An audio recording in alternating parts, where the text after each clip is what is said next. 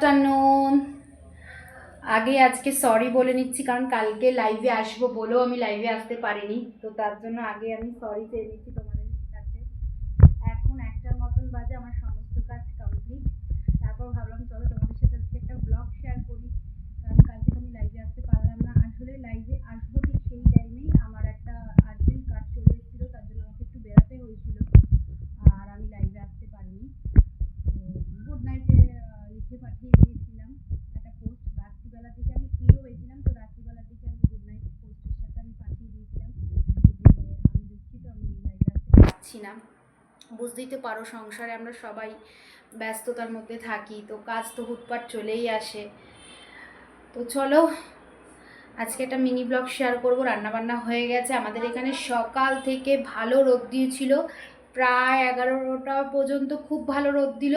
তারপর যে বৃষ্টি শুরু হলো বন্ধুরা, কি বলবো, বৃষ্টি হয়েই যাচ্ছে বৃষ্টি। আমিও তো রোদ দেখে অনেক কাছাকাছি করেছি, তো অনেকগুলোই শুকিয়ে গেছে, আর কিছু কিছু ভিজা রয়ে গেছে, কিছু করার নেই, মেলে দিতে হয়েছে বারান্দায়। হাওয়াতে যেইটুকুনি টানবে, নাহলে খুবই বৃষ্টি হচ্ছে। আর তো রোদ আজকে উঠবে না বোঝাই যাচ্ছে, কারণ এখন 1টা বাজে, আর রোদ উঠবে না। রান্নাবান্না সারা কাজবাজ কমপ্লিট সব হয়ে গেছে, ছেলেকেও খাওয়ানো হয়ে গেছে। তো চলো তোমাদের সাথে ব্লগটা শেয়ার করে ছেলেকে ঘুম পাড়াবো, তো ওই জন্য আলাম না আগে ব্লগটা শেয়ার করে নিই। ছেলেকে খাইয়ে সাথে সাথে তো ঘুম পাড়াই না, খাইয়ে একটু টাইম দিই, তারপর ঘুমটা পাড়াই। তো চলো ব্লগটা দেখতে থাকো, আজকে কী কী রান্না করলাম দেখি, তোমাদেরকে সাথে শেয়ার করি। চলো রান্নাগুলো দেখে নেওয়া যাক। এখানে আছে হচ্ছে পটলের ভিতর যে বীজগুলো থাকে, সেই বীজটা কালো জিরা আর শুকনো লঙ্কা দিয়ে একটু ভাজা ভাজা করেছি, আর কাঁচা লঙ্কা চিড়ে দিয়েছি, আর কিচ্ছু দিইনি। ফোড়নে কালো জিরা, শুকনো লঙ্কা, কাঁচা লঙ্কা চিড়ে তারপর পটলের বীজটা দিয়ে একটু ভাজা ভাজা করেছি। গরম ভাতে খেতে খুব ভালো লাগে। এখানে একটু চাটনি করেছি টমেটোর। এখানে আছে আজকে একটা সুন্দর রেসিপি, এটা পটলের দোরমাও বলতে পারো, ছানা পটলও বলতে পারো, যাই বলো না কেন। পটলের এই যে ভেতরে যে বীজ অংশটা থাকে সেটা বের করে ছানার স্টাফ দিয়ে, তার আগে ছানাটাকে ভালো করে কষিয়ে নিতে হয়েছে মশলা টশলা দিয়ে, তারপর সেই ছানার স্টাফটা দিয়ে পটলটা এরকম এই মাখা মাখা করে একটা তরকারি করা হয়েছে।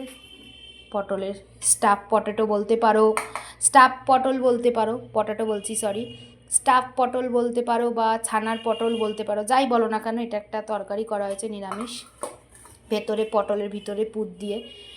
তো এই পটলের বীজটা ফেলে দিইনি, ওটাকেও আমি একটু ভাজা ভাজা করে রেখেছি। আর এই যে ডাল, চালতা দিয়ে মটর ডাল। আর এখানে রয়েছে ফুলকপি আলু দিয়ে পাতলা একটা ঝোল, নিরামিষ ফুলকপি আলু দিয়ে পাতলা ঝোল। এখন তো ফুলকপি আমাদের এখানে পাওয়া যায় ভালো, একটু দাম নেয় কিন্তু খুব ভালো স্বাদ আছে। এই ডাল, এই হলো আজকের রেসিপি। ভিডিওটা ভালো লাগলে অবশ্যই শেয়ার করো, লাইক কমেন্টস করে পাশে থেকো। আর অনেকেই তোমরা এবার কমেন্টস বক্সে বলবে হয়তো যে পটলটা কিভাবে করেছো। পটলের দোরমার তো ভিডিও তোমাদেরকে আমি পাঠিয়েই দিয়েছি, পাঠানোই আছে। ওটা তো পটলের ভিতর নারকেলের পুর দিয়ে করা হয়েছিল, আর এটা হচ্ছে পটলের ভিতর ছানা দিয়ে করা হয়েছে। ছানা মানে হচ্ছে পনিরটাকে ভালো করে গ্রেট করে নিতে পারো, বা দুধে দুধটাকে ছানা করেও তোমরা করতে পারো। ভিতরে ভালো করে পটলের ভিতরটাকে ভালো করে বীজগুলোকে বের করে ওই ছানাটাকেও কিন্তু কড়াইতে খুব ভালোভাবে নাড়তে হয়েছে। কাজু বাদাম, কিশমিশ, তারপর লঙ্কা, যা যা লাগে সমস্ত কিছু, একটু পোস্ত, সব দিয়ে ছানাটাকে ভালোভাবে করতে হয়েছে। তারপর পটলের ভিতর ছানার পুরটাকে ঢুকিয়ে পটলটাকে তারপর আবার ভাজতে হয়েছে। ভেজে নিয়ে তারপর আমি পটলের পুরগুলো ঢুকিয়ে তারপর একটু কাই মতন করেছি।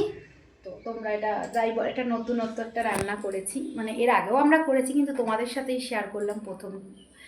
তো চলো আজকের মতন ভিডিওটা এইটুকুনি।